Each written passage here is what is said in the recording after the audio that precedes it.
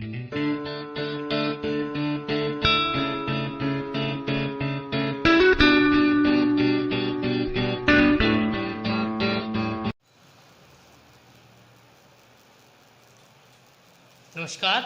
मैं राजन सैनी। आज आपके लिए एक नया टॉपिक लेके आया हूँ, डिस्कवरी ऑफ प्रोटॉन। सन 1889 में 1879 में इलेक्ट्रॉन की खोज के बाद वैज्ञानिकों के मन में यह सवाल उठने लगा कि जब परमाणु विद्युत उदासीन है ना, परमाणु जो है वो इलेक्ट्रिकली न्यूट्रल है। अगर उसमें इलेक्ट्रॉन है यानी कि नेगेटिव चार्ज है तो कहीं ना कहीं उसमें पॉजिटिव चार्ज होने की भी आशंका उन्होंने जताई। ठीक है, तो यह देखते हुए गोल्डस्टीन ने 1886 में एक नया प्रयोग किया। उन्होंने क्या किया, उन्होंने विसर्जन नलिका को थोड़ा परिवर्तित कर दिया। इस तरीके से मैं आपको दिखाता हूँ। उन्होंने एक विसर्जन नलिका ली, ठीक ऐसी ही, उसमें धातु के 2 इलेक्ट्रोड लिए। उन्होंने क्या किया, उन्होंने इसमें थोड़ा परिवर्तन कर दिया।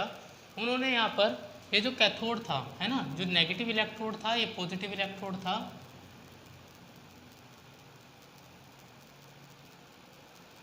इनको उच्च विभव स्रोत के साथ जोड़ दिया।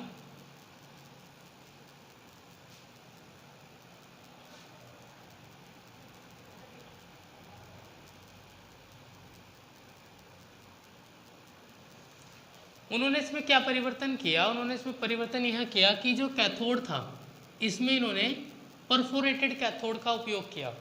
परफोरेटेड कैथोड मतलब छिद्रित कैथोड। यहाँ पर ये क्या है, कैथोड जो कि परफोरेटेड था यानी कि छिद्रित कैथोड का उपयोग किया। ये क्या है, एनोड। उन्होंने इसे हाई वोल्टेज सोर्स से जोड़ा। ये क्या है, हाई वोल्टेज सोर्स। ठीक है, यहां पर सेम ऐसे ही निर्वात पंप लगाया गया, वैक्यूम पंप का उपयोग किया गया। ठीक है, अब उन्होंने क्या किया, यहां पर जिंक सल्फाइड की एक स्क्रीन लगा दी। ठीक है, यहाँ पर क्या किया उन्होंने, जिंक सल्फाइड की स्क्रीन लगा दी, स्फुरदीप्त पदार्थ जिंक सल्फाइड। उन्होंने नोटिस किया जब दाब को हम कम कर रहे हैं तो दाब कम करने पर कुछ किरणें ऐसी हैं जो छिद्रित कैथोड से आर पार जा रही हैं और यहाँ पर जिंक सल्फाइड की स्क्रीन पर टकरा रही हैं। और यहाँ पर उन्होंने क्या देखा, क्या देखने को मिला उन्हें, यहाँ पर ग्लो देखने को मिला। एक ग्लो हुआ, ये चमकने लगा। यह ग्लो देखने के बाद उन्होंने देखा कि कुछ ऐसी किरणें भी हैं जो क्या है, एनोड की तरफ से आ रही हैं और कैथोड को पार करके कैथोड के छिद्रों में से निकलकर जिंक सल्फाइड की स्क्रीन पर टकरा रही हैं। ठीक है, इस तरफ जो किरणें जा रही थी वो आप सभी जानते हैं कैथोड रेज थी, कैथोड रेज। लेकिन कुछ किरणें ऐसी भी हुई जो इन छिद्रित कैथोड से निकलकर जिंक सल्फाइड की स्क्रीन पर टकराने लगी और ग्लो उत्पन्न कर दिया। इन किरणों को उन्होंने नाम दिया एनोड रेज या फिर कैनाल रेज, एनोड या फिर कैनाल रेज। ठीक है, क्योंकि ये एनोड से कैथोड की तरफ आ रही थी इसलिए उन्होंने एनोड रेज को नाम दिया। ठीक है, ये पॉजिटिव रेज थी। ठीक है, ऐसा माना जाने लगा कि ये किरणें एनोड से ना आकर एनोड और कैथोड के बीच में कुछ एम्प्टी स्पेस था वहां से निकल कर आ रही थी। ठीक है, ऐसा माना जाने लगा कि ये किरणें एनोड से ना आकर एनोड और कैथोड के बीच में एम्प्टी स्पेस से आ रही थी। और यहाँ पर देखा गया जो कैथोड की किरणें थी ये क्या कर रही थी, जब गैसें थी इनमें जो गैसें ली गई थी यहाँ पर, उन गैसों में जो कणों से टकरा रही थी तो वहाँ पे इलेक्ट्रॉन निकाल रही थी। गैस के कणों से टकराई और इलेक्ट्रॉन निकाल दिया। अब जिन गैस के कणों से इलेक्ट्रॉन निकल गया वो आयनित होकर क्या बन गए, धनावेशित हो गए। वो धनावेशित कण किसके पार्टिकल थे, एनोड किरणों के। ठीक है, अब उन्होंने इनकी प्रकृति के बारे में भी पढ़ा, इनके गुणों के बारे में पढ़ा। इनके गुण भी सेम कैथोड किरणों के गुणों के तरह ही थे। पहले उन्होंने क्या किया, उन्होंने यहाँ पर एक ऑब्जेक्ट रख दिया, ठीक है, जिसकी शार्प शेडो यहाँ पर बन गई, ठीक है। अब जब उसकी शार्प शेडो बन रही है तो इसका मतलब ये सीधी रेखा में गमन करती है। तो इसकी पहली प्रॉपर्टी क्या हुई कि anode rays travel in straight line, ये सीधी रेखा में गमन करती है। दूसरा, इनकी कणीय प्रकृति होती है ना, ये कणों से मिलकर बनी है। इसका वो कैसे पता लगाया? इसके लिए उन्होंने क्या किया, यहाँ पर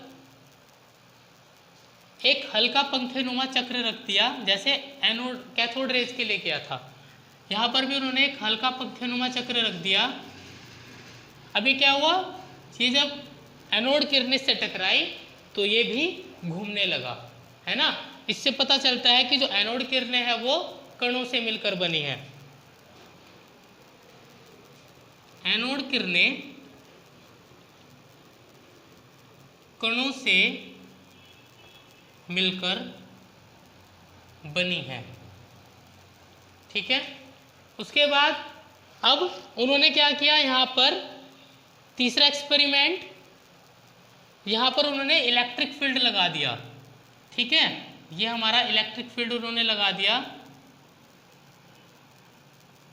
ये प्लस ये माइनस, ठीक है। तो उन्होंने देखा कि एनोड किरणें जो है, एनोड किरणें पॉजिटिव की तरफ ना आकर नेगेटिव की तरफ जा रही है। इनका जो विक्षेपण हुआ वो हुआ ऋणात्मक प्लेट की तरफ, ठीक है। हम सभी जानते हैं कि नेगेटिव पॉजिटिव को अट्रैक्ट करता है, पॉजिटिव पॉजिटिव को रिपेल करता है, नेगेटिव नेगेटिव को रिपेल करता है, यानी कि लाइक चार्जेस जो होते हैं वो एक दूसरे को रिपेल करते हैं और अनलाइक चार्जेस एक दूसरे को अट्रैक्ट करते हैं। अगर ये किरणें नेगेटिव की तरफ अट्रैक्ट हो रही हैं तो इसका मतलब ये कौन सी होंगी, पॉजिटिव रेज होंगी, ठीक है। तो धन किरणें कैसी होंगी, ये पॉजिटिव होंगी, है ना। तो तीसरा, जो एनोड रेज हैं वो पॉजिटिव होंगी, ठीक है। और एक और बात, इन पर जो धनावेश का मान होता है वो गैस की प्रकृति पर निर्भर करता है कि हम कौन सी गैस इसमें ले रहे हैं, ठीक है। एनोड किरणों में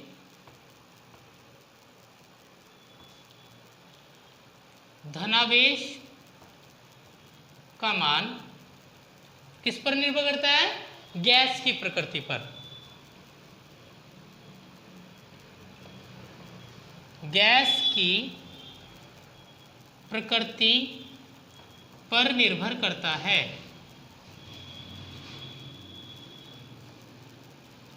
ठीक है। तो स्टूडेंट्स, मुझे लगता है कि आपको समझ आ गया होगा। आप सभी को खूब मेहनत करनी है, पढ़ना है, ठीक है, अच्छे से समझना है। एक बार चलिए मैं क्लास ख़त्म करने से पहले आप सभी को फिर से एक क्विक रिवीजन दे देता हूँ, ठीक है। सन 1886 में ये प्रयोग किसके द्वारा किया गया था, गोल्डस्टीन के। ये याद रखना है आपको, गोल्डस्टीन के द्वारा किया गया था। उन्होंने क्या किया, इस प्रयोग को करने के लिए थोड़ा सा इसको चेंज कर दिया। यहाँ पर उन्होंने परफोरेटेड कैथोड का उपयोग किया, छिद्रित कैथोड का उपयोग किया, ठीक है। उन्होंने देखा, उन्होंने यहाँ से कुछ रेज आ रही हैं, ये देखने के लिए क्या किया, यहाँ पर जिंक सल्फाइड का एक स्क्रीन लगा दिया गया। ये आपकी क्या है, एक स्क्रीन है, ठीक है। और उन्होंने देखा कि कुछ किरणें ऐसी हैं कि जो कैथोड को पार करके यहाँ पर ग्लो उत्पन्न कर रही हैं, उनको नाम क्या दिया गया, कैथोड रेज, ठीक है। कैसे बनी, जब cathode particles, anode rays, cathode particle, जो कैथोड रेज के जो पार्टिकल हैं वो गैसों से टकरा रहे थे। गैसों से टकराने के बाद उन्होंने टकराने पर उससे इलेक्ट्रॉन को बाहर निकाल दिया और जो गैसें जो आयनित होने के बाद धनावेशित हो गई। वो धनावेशित कण किसके थे, एनोड के, ठीक है, क्योंकि उन पर पॉजिटिव चार्ज था। उनको धन किरणें भी कहा गया, है ना, या फिर कैनाल किरणें भी नाम दिया गया। यह माना गया कि किरणें एनोड की ओर से आ रही हैं, लेकिन इनका उत्पत्ति का जो स्रोत माना गया, वो माना गया कि एनोड से उत्पन्न ना होकर ये एनोड और कैथोड के बीच में जो रिक्त जगह है वहाँ से उत्पन्न हो रही है, ठीक है। इनके गुणों के बारे में जो इन्होंने देखा, ये देखा कि अगर यहाँ पर हम शार्प ऑब्जेक्ट को ही रख देते हैं तो उसके पीछे उसकी शार्प शेडो बनती है, ठीक है। इसका मतलब ये जो एनोड किरणें हैं वो सीधी रेखा में गमन कर रही है, ठीक है। दूसरी बात, एनोड किरणें जो है कणों से मिलकर बनी है। ये कैसे पता लगा? जब उन्होंने यहाँ पे हल्का पंखेनुमा चक्र रख दिया तो एनोड किरणों से टकराने के बाद वो पंखेनुमा चक्र क्या है, वो घूमने लगा। इससे सिद्ध होता है कि जो एनोड किरणें हैं वो कणीय प्रकृति की है। ठीक है, एनोड रे जो है पॉजिटिव है। ठीक है, पॉजिटिव कैसे हैं? क्योंकि जब गैसों के जो आयनित कण हो गए, जब उनसे टकरा के इलेक्ट्रॉन बाहर निकल गया, ठीक है, तो वो हो गई धनावेशित। ठीक है, अब एनोड किरणों का धनावेश का मान जो है वो गैस की प्रकृति पर निर्भर करता है। यह देखते हैं कि गैस क्या है। अलग अलग गैसों के लिए धनावेश का मान 1 इकाई, 2 इकाई, 3 इकाई, कितने भी गुणज हो सकता है। ठीक है, तो आप सभी मेहनत करिएगा, पढ़िएगा। मैं आपके लिए नेक्स्ट फिर कुछ और टॉपिक लेके आऊँगा। तब तक के लिए थैंक यू।